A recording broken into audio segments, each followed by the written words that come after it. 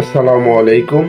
YouTube channel সংবাদ পরিক্রমার পক্ষ থেকে দেশ ও দেশের বাইরে সকল রেমিটেন্স যোদ্ধা, সকল প্রবাসী ভাই বোন বন্ধুদেরকে জানাচ্ছি আমার অন্তরস্থল থেকে একরাশ রজনীগন্ধার শুভেচ্ছা। আজকে আমি আপনাদের মাঝে দু চারটি কথা উপস্থাপনা করব।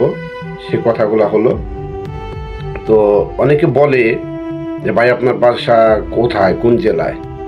তখন বলে যে আমাদের বাসা তো টাঙ্গাইল সদরে। যখন বলি টাঙ্গাইল সদরে, অনেকে বলে ভাই টাঙ্গাইলের নায়ক মান্না ছিল না? হ্যাঁ, টাঙ্গাইলের নায়ক মান্না ইন্তেকাল করেছেন, হ্যাঁ, বাংলাদেশের সবাই জানে।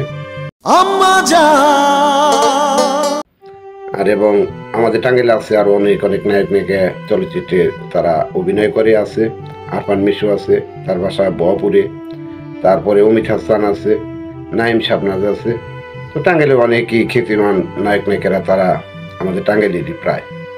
তো একটা বিষয়, এক সময় আমি সিনেমা হলে মাইকিং করতাম, অর্থাৎ পাবলিসিটি করতাম। টাঙ্গাইলে 5টা সিনেমা হল ছিল, অনেকে এখনকার প্রজন্মের মানুষ জানেই না।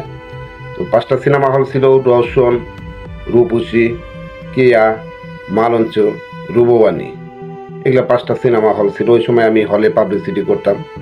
তো বিশেষ করে পার্মানেন্ট পাবলিসিটি করতাম রওশন হলে, রূপসী হলে, রওশন হলে, আর মাঝে মধ্যে কেয়া, মালঞ্চ, রূপবাণী সব হলেরই পাবলিসিটি করছি আমি। তো আসলে ওই সময় নায়ক মান্নার কথা শুনলে সিনেমা হলে এতটা উচ্চে পড়া ভিড় ছিল, মানে এক কথায় মান্না, ডিপজল মৌসুমী, ডাইরেক্টর কাজী হায়াত কিংবা মমতাজুর রহমান আকবর, এদের কথা শুনলে মানে এক কথায় হলে হাউসফুল লোক হইতো। আর ওই সিনেমা, ওই সময়গুলোর মধ্যে একটা জনপ্রিয় বিনোদন ছিল সিনেমা হলগুলি। ওই সময় আর কি আমরাও যখন মাইকিং করতাম, রাস্তাঘাটে যাইতাম, মানুষ একটা পোস্টার দেখার জন্য মানুষ ভিড় করতো। রিক্সা দিয়ে বেবি স্কোডারে যখন মাইকিং করতাম, মানুষ ভিড় করতো একটু পোস্টার দেখার জন্য, কি সিনেমা আসতেছে কিংবা শুক্রবারে কি সিনেমা মুক্তি পাইতেছে। মানুষ দোকানপাট বন্ধ করে মানে ফালায় রেখে তারপরেও দূর বের আসতো পোস্টার দেখার জন্য, এত আগ্রহী ছিল। আসলে সেই সিনেমা হল আজ বিলীন হয়ে গেছে। এখন বর্তমান ইন্টারনেটের যুগ। তো অ্যাকচুয়ালি ইন্টারনেটের যুগে সেই বড় স্মার্টফোন এসে দেখা যাইতেছে যে টিভি, হ্যাঁ, বিসিডি, টেলিভিশন এগুলো মোটামুটি সবই আস্তে আস্তে চলে যাইতেছে। তো যাই হোক, মান্নার কথা আমি বলি। মরহুম নায়ক এস এম তালুকদার মান্না, তার জন্মস্থান, জন্মগত বাসা টাঙ্গাইলের পটল বাজারের সাথে, পটল বাজার সংলগ্ন। এবং আমাদের টাঙ্গাইল শহরে তার একটি মান্না টাওয়ার বিল্ডে এখন বর্তমান পরিচিত হচ্ছে। আর অনেকে বলে যে মান্নার বাড়ির মোড়। তো মোটামুটি বাসা হয়েছে এখানে, এখন একটু স্মৃতি আছে, স্মৃতিস্তম্ভ বলা যায় যে না, নায়ক মান্নার।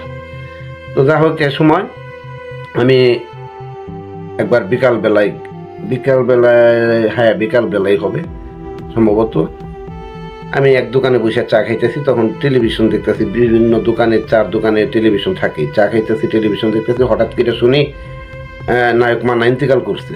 হঠাৎ করে এই শব্দ, এটা কি, নায়ক মান্না ইন্তেকাল করছে?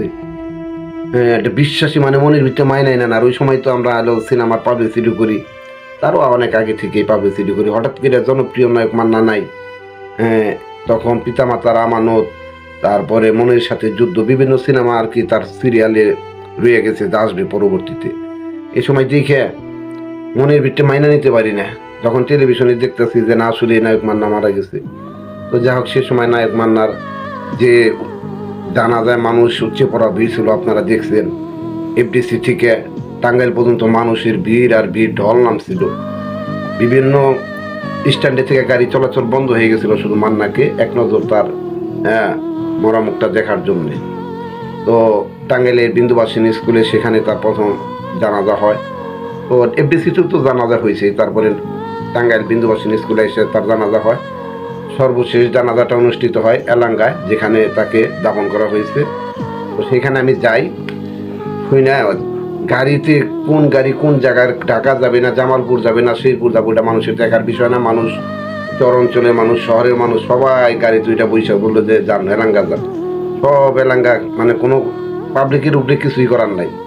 এলাঙ্গা যেয়ে দেখি যে এলাঙ্গা বাস স্ট্যান্ড থেকে অর্থাৎ মান্নার বাসা পর্যন্ত শুধু জুতা আর জুতা, জুতা আর জুতা, পইরা রয়েছে, এত জুতা।